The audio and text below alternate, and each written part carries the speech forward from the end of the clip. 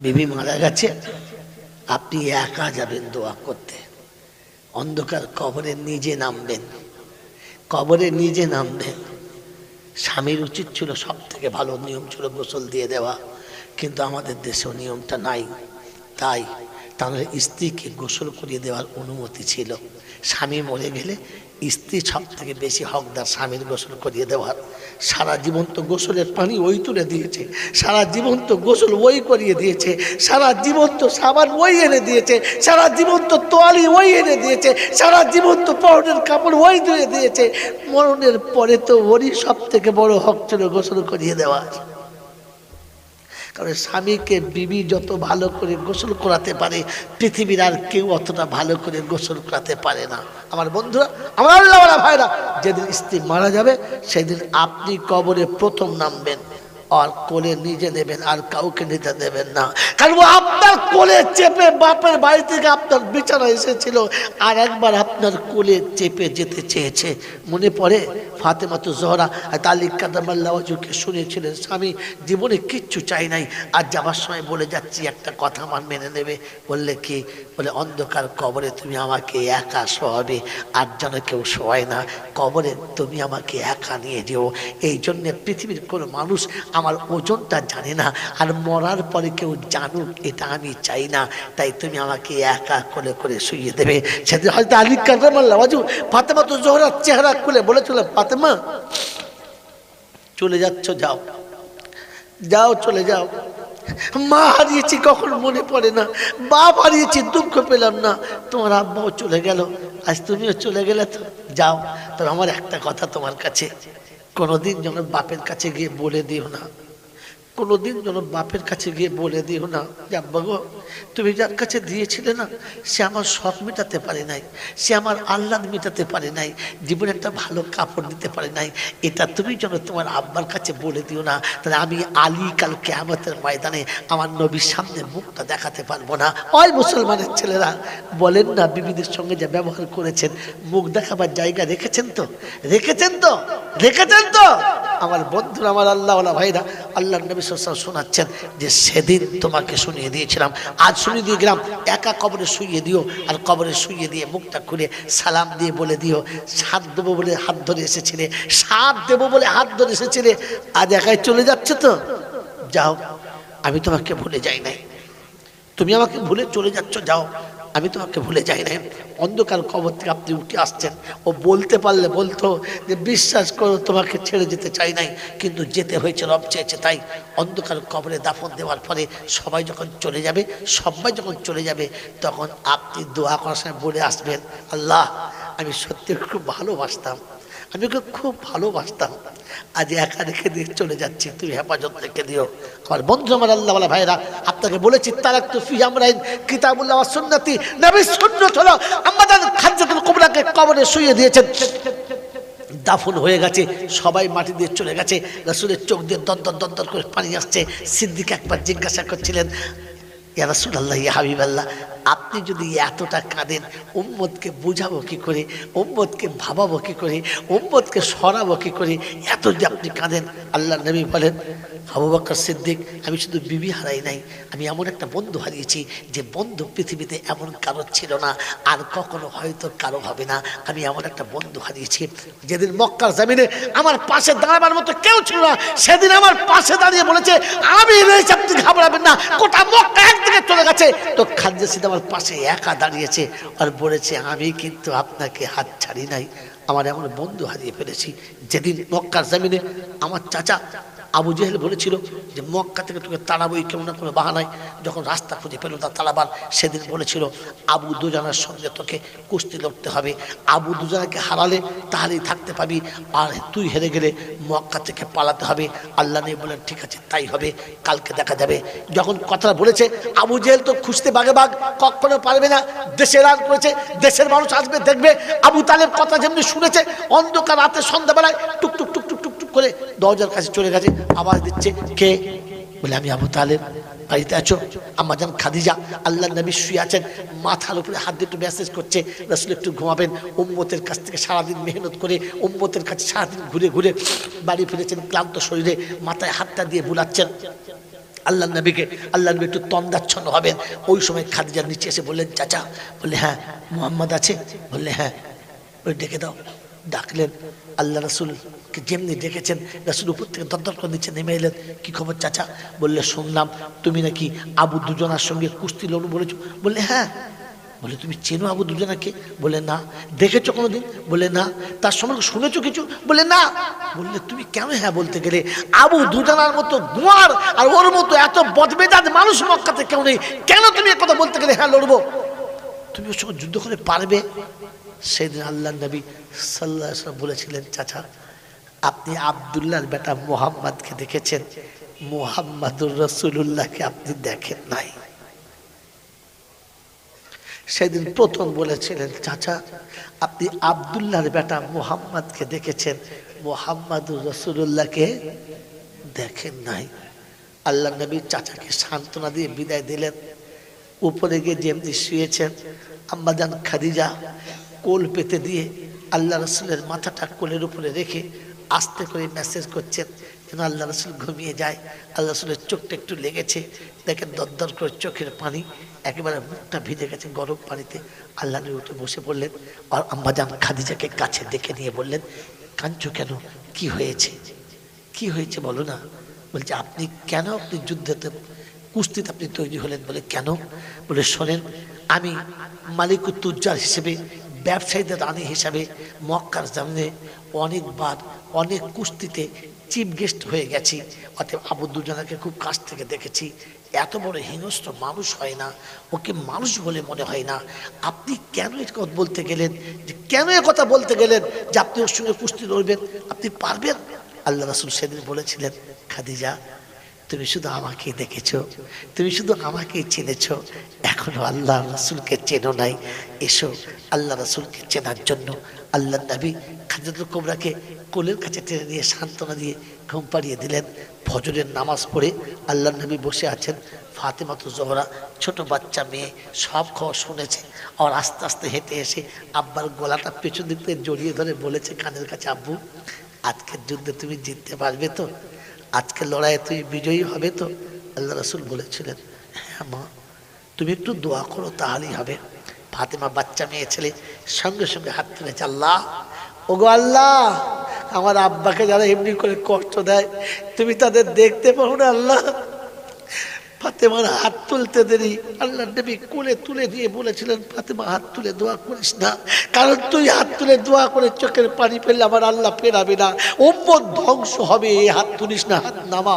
ফাতেমাকে কোলে নিয়ে বসিয়ে দিলেন আর দোয়া থেকে বিরত করে দিলেন। আল্লাহ নবী সাল্লাল্লাহু আলাইহি ওয়াসাল্লাম ফাতেমাকে কোল থেকে নামিয়ে দিয়ে খাদিজার সঙ্গে বিদায় নিয়ে ঘর থেকে বার হচ্ছে, বলেছেন বিসমিল্লাহি তাওয়াক্কালতু আলাল্লাহ।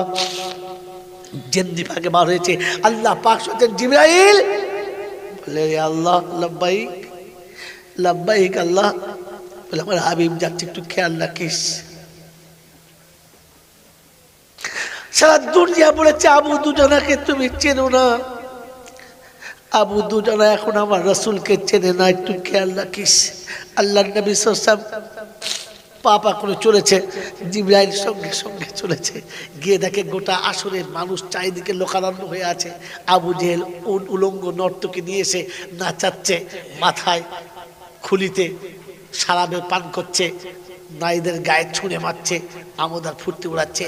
আজ মক্কা থেকে মুহাম্মদ খালি হবে, আজ মক্কা থেকে আমাদের দুশ্মন চলে যাবে, আজ মক্কা থেকে আমার এন্টি গ্রুপ শেষ হয়ে যাবে, আজ ওকে হারাতেই হবে, দুজনের কাছে পারবে না। আল্লাহ নবী সাল্লাল্লাহু আলাইহি ওয়াসাল্লাম গেলেন, চাচা আবু তালেবকে বললেন, চাচা একবার যাও যাও কানের কাছে বলে এসো, তোমার ভাইকে বলে এসো। বলে কি? বলে বলে এসো যে মুহাম্মদ হেরে গেলে মক্কা থেকে চলে যাবে, কিন্তু আবু দুজনা হেরে গেলে তোমার কি হবে, তুমি যাবে তো? বলবো। বলছি যাও না, বলে এসো, একটু রাগিয়ে এসো। গেলেন, যেই বলেছে আবু জেহেল তো তেলে বেগুনে জ্বলে গেছে, আর বলছে হ্যাঁ ওই স্বপ্নই দেখো গা, যাও ওই স্বপ্নই দেখো গা, এখন চাচা ভাই পেতে কোথায় পালাবে রাস্তা ঠিক করো, হ্যাঁ লোক দেখো পালাবার জন্যে। বলছে ঠিক আছে। আল্লাহ নবী এলেন, বলেন ঠিক আছে আবু দুজনাকে নামতে বলো। আবু দুজনা সেই সারা জীবনের মতো নামলেন, হুঙ্কার মেরে নেমেছে, সিংহের মতো আওয়াজ, জমিনের উপরে পা রাখছে, মনে হয় জমিন কেঁপে যাবে। কখনো যদি জোরে কিলিয়ে দেয় তো মনে হচ্ছে পাথরের চাটানো পর্যন্ত ধস নেমে যাবে। সেমনি জাসামাত, তেমনি হাইট, তেমনি স্বাস্থ্য, তেমনি অকুত ক্ষমতার মালিক, যেমনি নেমেছে আসরতে কুস্তির জন্য। আল্লাহ নবী সাল্লাল্লাহু আলাইহি ওয়াসাল্লাম বিসমিল্লাহি আল্লাহু আকবার বলে কুস্তির ময়দানে যেমনি পাটা দিয়ে নেমেছে, সামনে জিবরাইল পুরো গার্ড করে দাঁড়িয়ে গেছে। আবু দুজনার সামনে রাসূল দাঁড়িয়েছে, আবু দুজনার সামনে রাসূল দাঁড়িয়েছে। আমার আল্লাহওয়ালা ভাইরা, জ্ঞানীজনরা, সুধী মানুষরা, আমার সোনামণি মায়েরা বোনেরা, আবু দুজনার চক্ষু ছানা বড়া হয়ে গেছে, মনটা একেবারে বিগড়ে গেছে, স্তব্ধ হয়ে গেছে। আওয়াজ শেষ, বলছে আবু দুজনা ধর, তো বলছে না তুমি ধরো। আল্লাহ রাসূল বলছে আবু দুজনা তুমি ধরো। যেমনি ধরতে এসেছে আল্লাহ নবী ছোট ছেলের মতো কোলে করে চাগিয়ে তুলে নিয়ে একবার গোটা আসর ঘুরিয়ে জমিনে এক কাঁচার মেরেছে, বলছে পাহাড়ের চাটান ভেঙে জমিনে পড়ে গেছে। আবু জেহেল তো খুশিতে লাফাচ্ছে, মুহাম্মদ হেরে গেছে। সবাই গিয়ে বলছে ওরে সুর হারাম করবো, তাকে দেখ আবু দুজনা পড়ে গেছে। যা, আবু দুজনা পড়ে গেছে, তাকে দেখে আবু দুজনা পড়ে কাঁপছে, বলছে ওট ওট ওট ওট ওট, বলছে হেরে গেছে হেরে গেছে। আবু জেহেল বলছে না, ও ভুলে হয়ে গেছে, বুঝতে পারে নাই, আরেকবার হবে। আবু তালেব বলছে না, যুদ্ধ একবার হেরে গেলে দ্বিতীয়বার হবে না। আল্লাহ রাসূল বলছে আরেকবার আসতে বলেন, আরেকবার আসতে বলেন, আরেকবার হবে, আরেকবার হবে। আল্লাহ রাসূল আরেকবার হবে, বলছে দেখ, বলছে হ্যাঁ হ্যাঁ আরেকবার হবে। আবু দুজনাকে তুলে বলেছে আবু দুজনা ওঠ, বসেছে বলে ধর, বলছে আবু জেহেল তুই ধর, আমি পেছনে আছি তুই সামনে ধর। বলছে কেন, তোর কি হলো কি রে? বলছে শোন, আজ আর ধরতে বলিস না, কারণ আমি যেটা দেখতে পাচ্ছি তুই সেটা দেখতে পাচ্ছিস না। আল্লাহর নবী সাল্লাল্লাহু আলাইহি ওয়াসাল্লাম আর একবার আবু দুজনাকে টুটি ধরে, ঠিক কুত্তার বাচ্চা যেমন ঝুলিয়ে নিয়ে যায় মাঝে মাঝে মানুষ দেখেন না রেগে গেলে, ওরকম টুটি ধরে যখন চাগিয়ে তুলেছে, গোটা মক্কার মানুষ দেখে সর্বনাশ করেছে কি, হ্যাঁ মুহাম্মদ আব্দুল্লাহর বেটা কি করেছে রে। আমার বাবাজিরা, আমার সোনার চাঁদ বন্ধুরা, আমার আল্লাহওয়ালা ভাইরা, জ্ঞানীজনরা, সুধী মানুষরা, আর আবু বকর সিদ্দিক বলেন, আল্লাহ নবী বলেন আবু বকর আমার সেই বন্ধু যে আমাকে পাশে দাঁড়িয়ে সান্ত্বনা দিয়েছিল, চোখের পানি ফেলে খোদার কাছে দোয়া চেয়েছিল, ওগো পরওয়ারদিগার আলম, ওগো মওলাই হাকিম, আমি দুবার কাছে চুরি ভেঙেছি, তৃতীয়বার আর ভাঙতে চাই না, তাই বিধবা হয়ে ইয়েতিমের হাত ধরে বাকি জীবন বাঁচতে চেয়েছি, আমাকে আর বিধবার পোশাক পরিও না। ও আমার আবু বকর, আমি সেই বন্ধুকে হারিয়েছি, যাও তুমি চলে যাও। আবু বকর সিদ্দিক চলে গেছে, আবু বকর সিদ্দিক চলে গেছে। আল্লাহ নবী চুপচাপ দাঁড়িয়ে আছেন, কবরের দিকে তাকিয়ে আছেন, চোখ দিয়ে পানি দরদর করে আসছে। আমার বন্ধুরা, আমার আল্লাহওয়ালা ভাইরা, জ্ঞানীজনরা, সুধী মানুষরা, আল্লাহ পাক জিজ্ঞাসা করছেন হাবিব হাবিব হাবিব, একা দাঁড়িয়ে আছো, গোটা মক্কার মানুষ জান্নাতুল মালা খালি করে চলে গেছে, কেউ নেই, তুমি একা দাঁড়িয়ে আছো, আর কেউ নেই, একা বাড়ি যাবে না? আল্লাহ রাসূল সেদিন বলেছেন আল্লাহ আমি খাদিজাকে খুব ভালোবাসি, তাই বইকার মায়েদের কাছে বলে যাচ্ছি, স্বামীকে এতটা ভালোবাসো, স্বামীকে এতটা ভালোবাসো, মরার পরে যেন কবরের কাছে দাঁড়িয়ে বলে রহমতের মা আমি তোমাকে খুব ভালোবাসি, জামিলা আমি তোমাকে খুব ভালোবাসি, তাই একা কি করে বাড়ি আসবো, তাই তোমার কাছে দাঁড়িয়ে আছি। আল্লাহ রাসূল শোনাচ্ছেন, আল্লাহ আমি খাদিজাকে খুব ভালোবাসি, খাদিজা কবরকে বড় ভয় করে, তাই আমি দাঁড়িয়ে আছি, কবরে ফেরেশতা এসে যখন সওয়াল করবে উত্তরটা আমি দিয়ে দেব, যেন খাদিজার ভয় না পায়। আল্লাহ পাক শুনছেন হাবিব খাদিজাকে তুমি একা ভালোবাসো, আমি ভালোবাসি না, আমি ভালোবাসি না। সারা জীবন কোরআন শুনেছেন, কি শুনেছেন? ইন কুনতুম তুহিব্বুনাল্লাহ ফাত্তাবিউনি ইউহিব্বুকুমুল্লাহ, তুমি শুনিয়েছো, তাই তোমার খাদিজা তোমাকে এতটা ইত্তেবা করেছে, এতটা তোমাকে ভালোবেসে স্মরণ করেছে, পাহাড়ের উপরে চাপতে গিয়ে পা স্লিপ করে তলার মাংস ছেড়ে গেছে, রক্ত ফেক দিয়ে পাথরটাকে লাল করে দিয়েছে, আর উত্তপ্ত গরমের সময়তে ওই কাটা পা দিয়ে পা করে চেপে গেছে।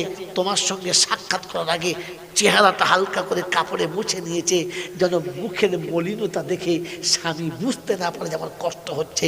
হাসি মুখে তোমার সঙ্গে দেখা করেছে। খাদিজার এই ইত্তেবাই অনুসরণ দেখে আমি আল্লাহ এতটা খুশি হয়েছি যে সেদিন জিবরাইলকে দিয়ে বলে পাঠিয়েছিলাম, হাবিব খাদিজা আসলে বলে দিও আল্লাহ সালাম দিয়েছে। যখন খাদিজা কুবরা তোমার সঙ্গে সাক্ষাৎ করে আর তুমি বললে খাদিজা আজ শুভ সংবাদ শুনে নাও, আল্লাহ তোমাকে সালাম দিয়েছে, শুনতেই খাদিজা টুকরে কেঁদে গেছে, পাথরের গায়ে মাথা রেখে সেদিন কেঁদেছে আর বলেছে আমার নারী জীবন সার্থক হয়ে গেছে, আমার নারী জীবন ধন্য হয়ে গেছে, যে আজ আল্লাহ আমাকে সালাম দিয়েছে। ওগো রাসূলুল্লাহ, ওগো আল্লাহর হাবিব, সালামের জবাবটা আপনি দিয়ে দেবেন আমার তরফ থেকে। আমি নারী, তাই রবের সালামের জবাব দিতে কি পারি, আপনি আমাকে সালামটা জবাব দিয়ে দেবেন। আল্লাহ বলেন হাবিব, ওই দিন আমি খাদিজাকে এত ভালোবেসেছি যে ভালোবাসার কারণে আজকের খাদিজার কবর যে ফেরেশতা আসবে তাকে রাস্তায় আটকে দিয়ে বলেছি খাদিজার কবরের জবাবটা আমার কাছ থেকে নিয়ে যা, খাদিজার কবরে যেতে হবে না। ও আল্লাহ সাল্লাম মৃত্যুর শেষ সময়ে, মৃত্যুর একেবারে শেষ সময়ে যখন জ্ঞান হারিয়ে ফেলেছেন, আর জ্ঞান আসছে না, অন্ধকার হয়ে গেছে, মাগরিবের আযান হয়ে গেছে, সাহাবীরা নামাজে চলে গেছে, আল্লাহর নবী ছাড়া সাহাবী নামাজে দাঁড়িয়েছেন, সিদ্দিক একবার ইমামতি করছেন, উম্মত ডুকরে ডুকরে কাঁদছে, নবী হারা উম্মত প্রথম নামাজে দাঁড়িয়েছে, নবী ছাড়া উম্মত প্রথম মসজিদে নামাজ হচ্ছে। সেদিন ইমামতি কে করবে? সবাই বললেন আবু বকর সিদ্দিককে দাঁড় করে দাও, কারণ নবী আবু বকরকে দিয়ে ইমামতি করিয়েছে। তাই সেদিন নবীর জায়গাতে, নবুয়তের জায়গাতে সিদ্দিক একবার দাঁড়িয়েছে, নামাজ চলছে, ইমাম যত জোরে কাঁদে, মুক্তাদি তার থেকে বেশি কাঁদে, কান্নার রোল চলেছে, নামাজের ভিতরে কান্নার স্রোত বয়ে চলেছে। আল্লাহ নবীর হঠাৎ তন্দাচ্ছন্ন হয়ে গেছে আর জিজ্ঞাসা করছে আয়েশা আমি কোথায়? বলে আল্লাহর হাবিব আপনি আমার বিছানায়। বলে আমার সব সাথীরা কোথায়, আমার সাহাবীরা সব কোথায়? বললে সব নামাজে চলে গেছে মসজিদে। আল্লাহ রাসূল শুয়ে আছেন, চোখ দিয়ে দরদর করে পানি আসছে। আম্মা জান আয়েশা ছুটে এসে কাছে বসে কপালে হাতটা রেখে সান্ত্বনা দিচ্ছেন, চোখের মুক্ত ঝরা বিন্দুগুলোকে একটা একটা করে হাতে নিয়ে নিজের গায়েতে মুলছেন আর বলছেন আল্লাহর হাবিব নামাজে রক্ত চলে যায় নাই, আমি আয়েশা হুমায়রা আপনাকে কোলে করে ওযু করিয়ে দিচ্ছি, আপনি নামাজ পড়ে নেন। এই সময় আপনার এই যা শরীর, এতে জামাতে যাওয়া জরুরি নয়, আপনি বাড়িতে পড়ে নেন, আমার আল্লাহ আপনাকে কোনো কিছু বলবেন না, আপনি নামাজ ঘরে পড়ে নেন, ওঠেন আমি আপনাকে ওযু করিয়ে দিচ্ছি। আল্লাহ নবী বললেন আয়েশা আমাকে তুলে একটু বসাবে, আমাকে তুলে একটু বসাবে? বলে ইয়া রাসূলুল্লাহ অবশ্যই বসাচ্ছি। টেনে তুলে দিলেন, সিনার উপরে হেলান দিয়ে বসিয়ে দিলেন, মাথাটা একেবারে কাঁধের উপরে চাপিয়ে দিলেন। আল্লাহ নবী উঠে বসে বললেন আয়েশা একটু দরজার কাছে নিয়ে চলো। কাছে নিয়ে গেলেন, বললেন সামনের পর্দাটা সরাও, আমাকে একবার দেখতে দাও আমার উম্মত কেমন করে নামাজ পড়ছে। যেমনি সরিয়ে দিয়েছে, উম্মত নামাজে দাঁড়িয়ে আছে, ডুকরে কাঞ্চন নামাজ পড়ছে। আল্লাহ নবীও কেঁদে গেলেন আর বলেন আল্লাহ তুমি সাক্ষী থাকো, আল্লাহ তুমি সাক্ষী থাকো, আমার সারা জীবনের মেহনত আজ কাজ হয়েছে। আজ আমি ছাড়া, উম্মত আমাকে ছাড়া তোমাকে চিনতে পেরেছে, আমাকে বিছানায় শুইয়ে রেখে তোমার দরবারে হাজির দিয়েছে, তুমি দেখেছো নবী ছেড়েছে তবু তোমাকে ছেড়ে নাই। আয় রাব্বুল আলামিন আল্লাহ আমি আমার এতিম উম্মতদেরকে তোমার দরজাতে তুলে দিয়েছি, আমি আমার এতিম উম্মতদেরকে তোমার বারান্দায় তুলে দিয়েছি। এতিম হয়ে পৃথিবীতে বাস করার কি জ্বালা আমি জানি, তাই এতিম নবী আমি আমার এতিম উম্মত আজ তোমার ঘরের উপরে তুলে দিয়েছি।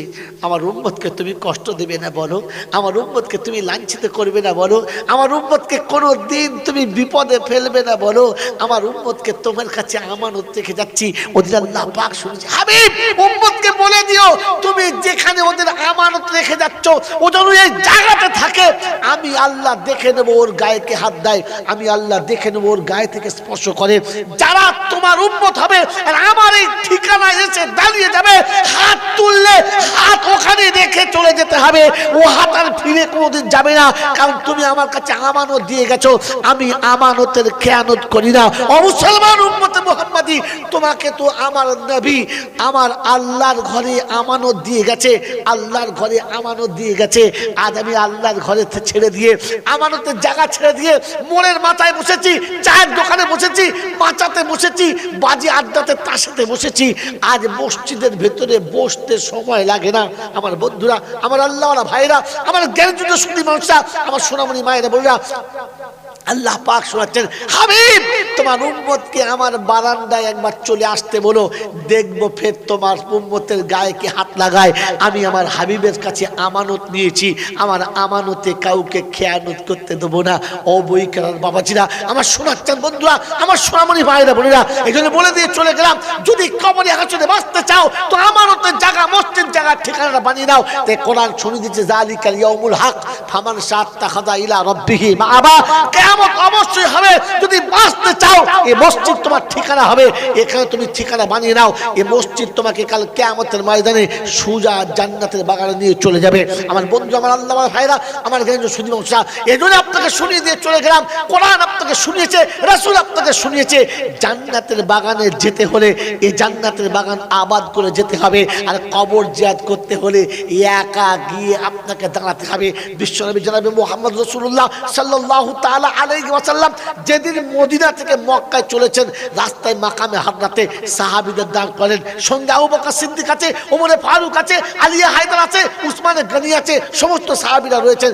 সবাইকে মসজিদের বাইরে দাঁড় করিয়ে দিলেন, সবাইকে কবরস্থানের বাইরে দাঁড় করিয়ে দিলেন, আর বললেন, আমি একটু ভিতরে আমার মায়ের কবর জিয়ারত করতে যাচ্ছি।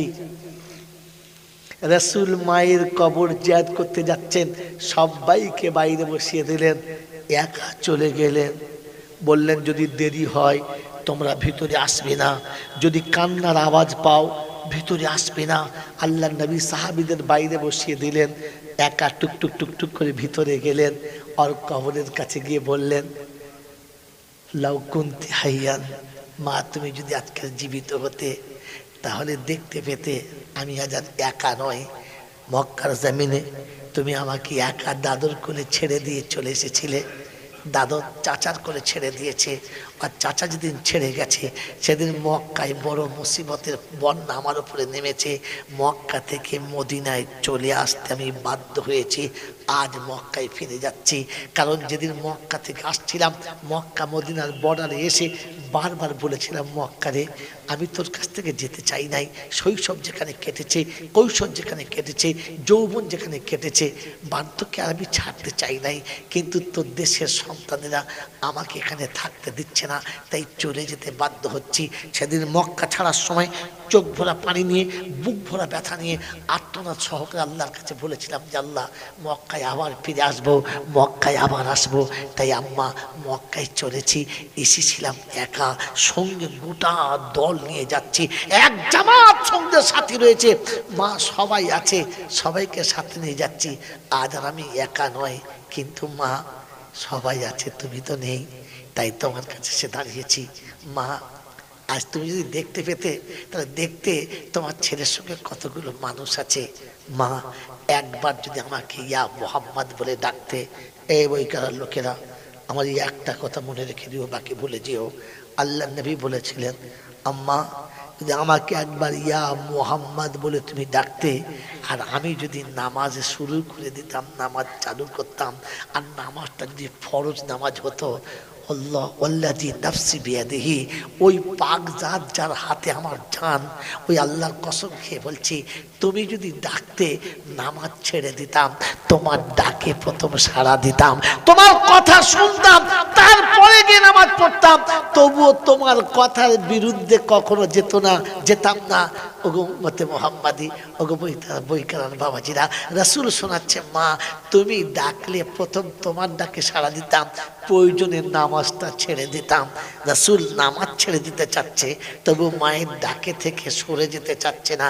আমি আপনি যারা আজ মসজিদের জলসায় বসেছি, খোদার ঘরের সামনে বসেছি, জান্নাতের বাগানে বসেছি, মনে মনে প্রতিজ্ঞা করে নেই যে রাসূল কিয়ামতের ময়দানে তোমার সঙ্গে থাকতে চাই। তাই আজ থেকে প্রতিজ্ঞা করি, মা ডাকলে সাড়া দেবো, সাড়া না দিয়ে যাবার কোনো রকমের কায়দা নাই।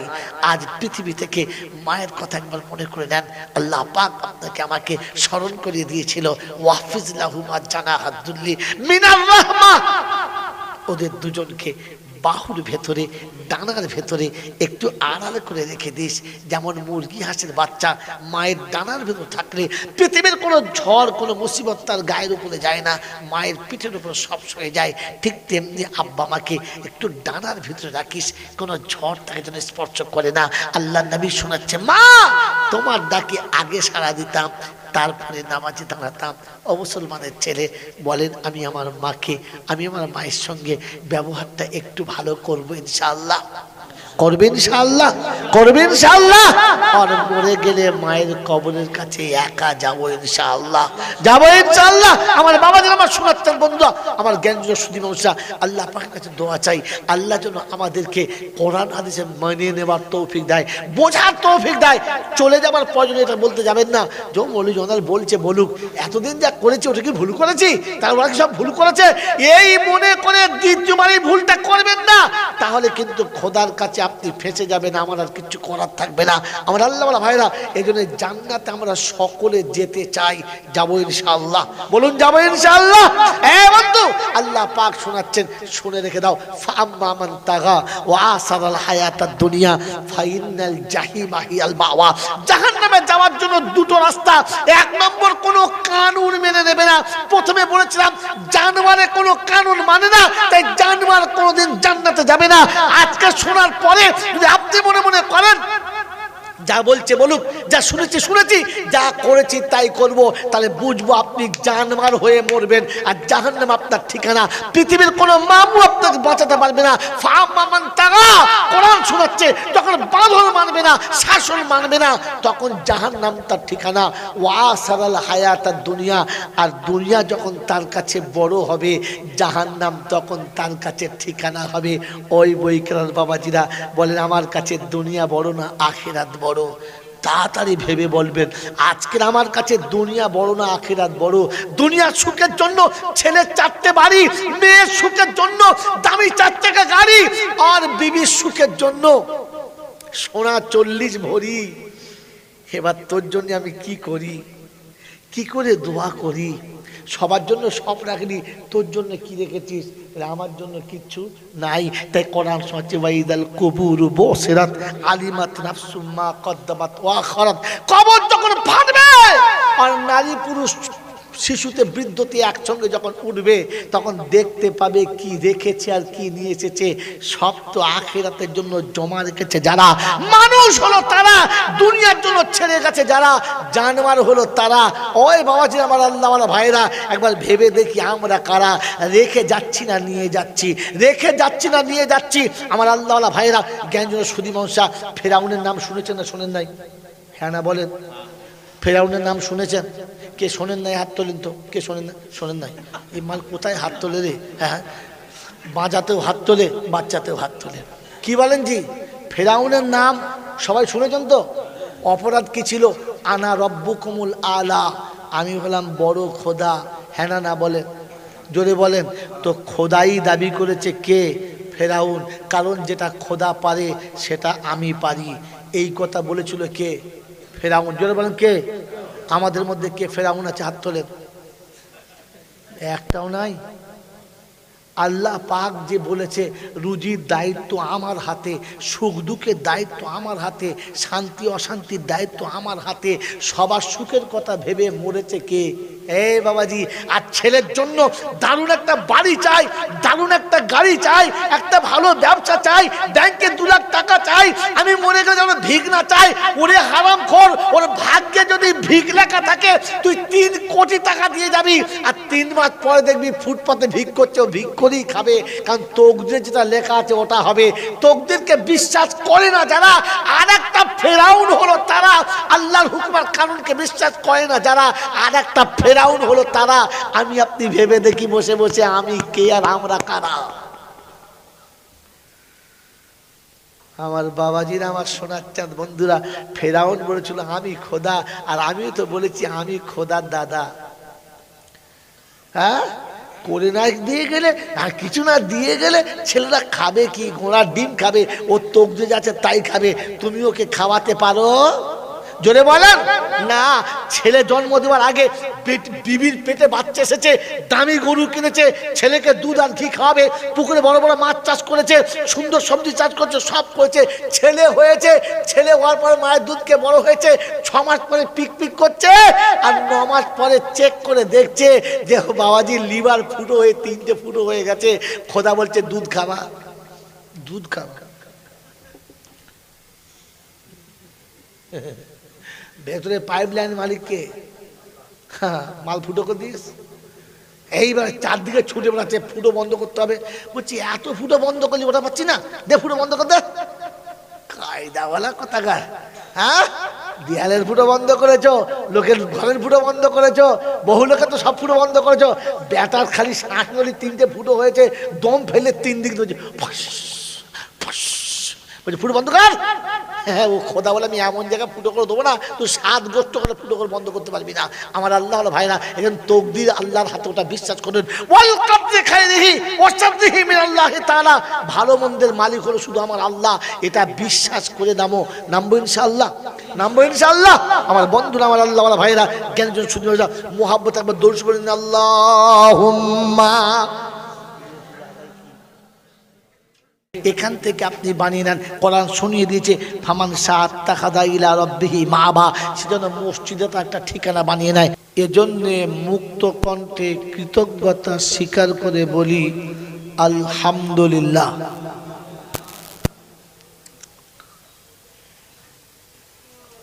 বইকারাতে মদিনা মসজিদে দীর্ঘদিন থেকে আসা যাওয়া, কিয়ামতের ময়দানে আমি যেন কোনো বিপদে পড়ে না যাই, সেজন্য আমার চেপে রাখা সম্পদগুলোকে বার করে দিচ্ছি। আর আপনি যেন বিপদে পড়ে না যান, তার জন্য আপনাকে জানার অনুমতিটা পাইয়ে দিচ্ছি। কোনো কথা অবাস্তব মনে হলে, কোনো কথা কোরআন হাদিসের খেলাফ মনে হলে আপনি প্রতিবাদ করবেন দাঁড়িয়ে, তবে ভাষাটা যেন মার্জিত হয়, অমার্জিত ভাষাতে নয়। হয়তো আর জীবনে কোনোদিন দেখা হবে না, তাই আপনিও ঋণী থাকেন না, আর আমাকেও ঋণী রাখবেন না। আল্লাহ আপনাকে আমাকে সত্য কথাগুলো বলার, আর পরে সেটা শ্রোতা বক্তা উভয়কে মেনে নেওয়ার, আর মেনে নিয়ে কবর পর্যন্ত যাওয়ার তৌফিক দান করুক, বলুন আমিন। মেরে মোহতম দোস্তর বুজুর্গ, চিরজীবন জলসা শুনেছেন, একটু আগেও শুনছিলেন, আর এখন শুনছেন, আর যতদিন বাঁচবেন শুনবেন। অনুরোধ করে আপনাদের বলেছি, জলসা শুনে চলে যাবেন না, জলসা শোনার সাথে সাথে বুঝবেন। যদি বুঝতে না পারি তাহলে সারা জীবন শোনা হবে, কিচ্ছু হবে না। এই বোঝাতে গিয়ে যদি কোনো কথা কারোর গায়ে লাগে, আল্লাহর ওয়াস্তে ক্ষমা করে দেবেন, আগে বলে নিলাম। কথা বুঝে এসেছে? মেরে মোহতম দোস্তর বুজুর্গ, আল্লাহওয়ালা ভাইরা, শোনাচ্ছিলাম প্রশংসার একমাত্র মালিক হলো আল্লাহ। তিনি ছিলেন, তিনি আছেন, তিনি থাকবেন। তিনি ছিলেন, তিনি আছেন, তিনি থাকবেন। পৃথিবীর বাকি সব কিছু ছিল না আর থাকবে, যদি বলেন থাকবে না। যে জিনিস ছিল না আর থাকবে না, সেই জিনিসটার উপরে বেশি ভরসা করা ঠিক না। मेरे मोहतरम दोस्तों बुजुर्ग, तार काछी जेते हबे, जाबो ना बला जाबे ना।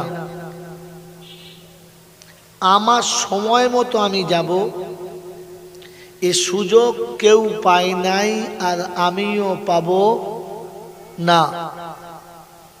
भाई कैमरावाला की करछो दिके ताकान ना, एदिके ताकान। कथा छेड़े गेले आर बुझे आसबे ना, पाबो ना। तिनी डाकलेई जेते हबे,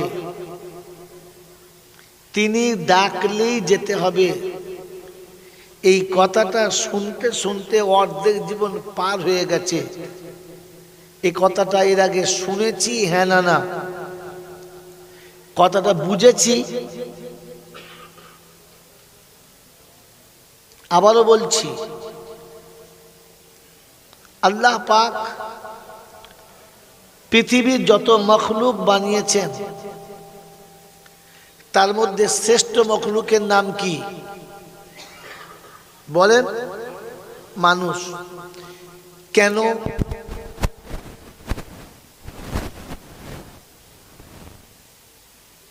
কি কারণে মানুষ শ্রেষ্ঠ হলাম? मेरे मोहतरम दोस्तों बुजुर्ग,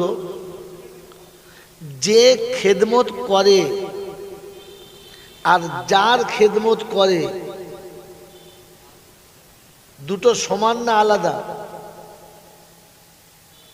এই কথা বুঝবেন, খালি হাঁ করে সুর শুনে আর ঢং শুনে পালাবেন না।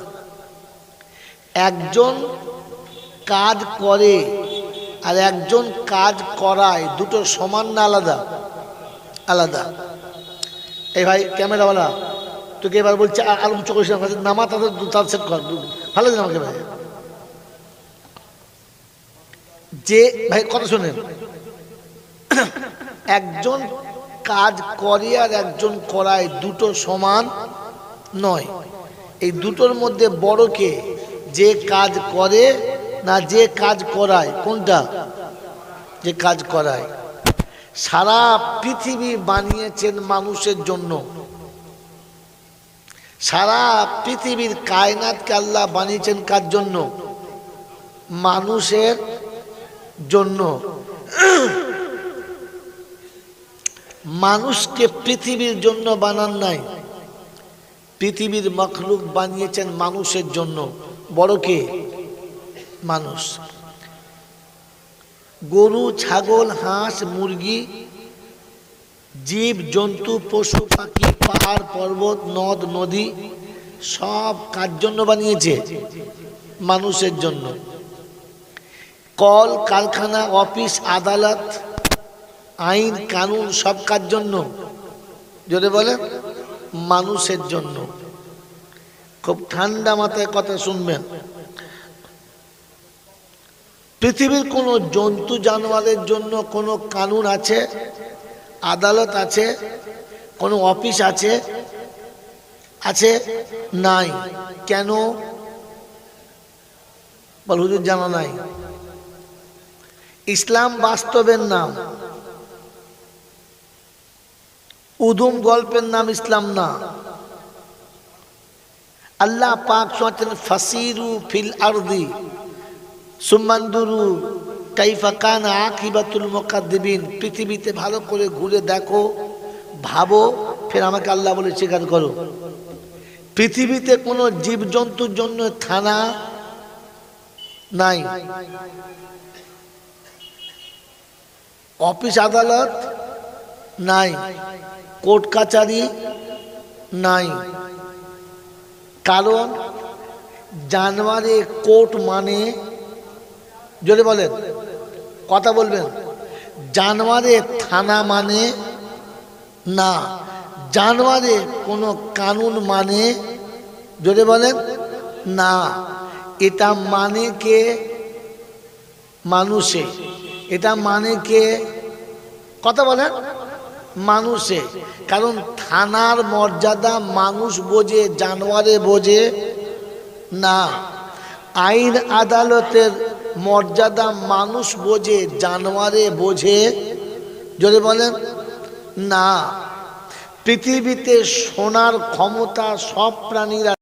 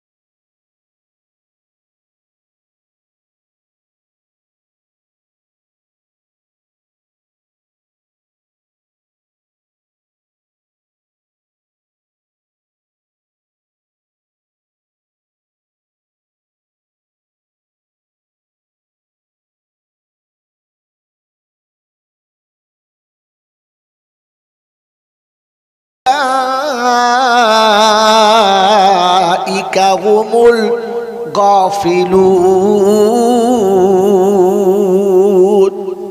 ওরা সব চতুষ্পদ জানোয়ারের মতো, বরং তার থেকে খারাপ। ওরা কারা? হাঁস মুরগি। কারা? মানুষ। মানুষ যদি মানুষ হয় এর থেকে কেউ শ্রেষ্ঠ নয়, আর মানুষ যদি মানুষ না হয় এর থেকে কেউ নিকৃষ্ট নয়। এখান থেকে আবার ব্যাকে চলে যাচ্ছি যে বুঝবো ইনশাআল্লাহ। বলেন বুঝবো ইনশাআল্লাহ। তিনি ডাকলেই যেতে হবে, এটা সারা জীবন শুনেছি, বুঝেছি। বলেন তো এটা বিশ্বাস করি? এটা আমরা বিশ্বাস করি ডাকলে যেতে হবে? কে কে বিশ্বাস করি হাত তোলেন। যারা বিশ্বাস করি তারা হাত তুলবেন। মিথ্যা কথা, একদম ডাহা মিথ্যা কথা। ডাকলে যেতে হবে, এটা যদি বিশ্বাস ছিল তাহলে বিশ্বাস কাকে বলে তুমি বলো? এটা আমার বিবি আর এটা আমার শালি, দুজন এক পাশে শুয়ে আছে, দেখতে একই রকম, কালার একই রকম, শাড়ি একই রকম, কিন্তু আমার বিবি, আমি এটা বিশ্বাস করি, তাই রাতের অন্ধকারে তার হাত ধরে টেনে তুলতে আমার কোনো অসুবিধা হবে না। কিন্তু পাশে একই কালারের, একই মেকারের, একই ডিজাইনের দুজন শুয়ে আছে, ওটা শালি যখন জানতে পারবে আর বিশ্বাস হবে, তখন ওর গায়ে হাত দিতে সাহস যাবে না। কারণ ওর গায়ে হাত দিলে উঠে গালে একটা থাপ্পড় মেরে দিতে পারে যে বউ চেনো না, যাকে তাকে টানো। কথা বোঝেন? কথা বোঝেন না বোঝেন নাই? অতএব বিশ্বাস তার নাম যেটা বিশ্বাস থাকলে অন্ধকার রাতে চোখ বন্ধ করে হাত দেওয়া যায়।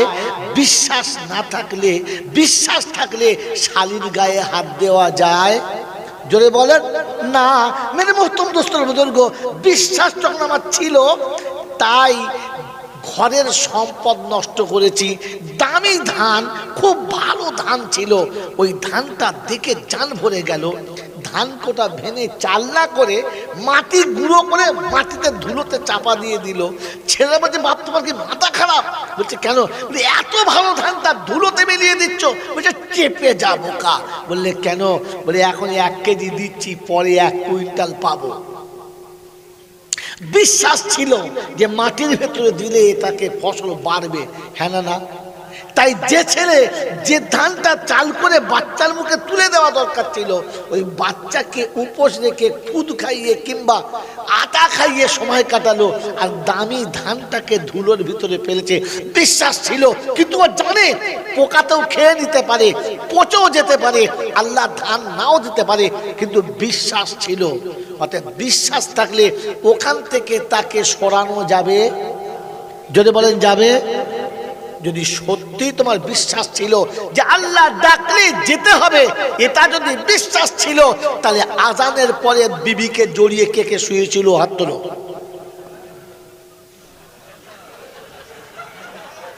হাসলে তুমি, তুমি যে হাসলে, ওই যে হাসলে ভেড়া, ও তো তাও সত্য বলেছে, তুমি তো সত্যটাই বললে না।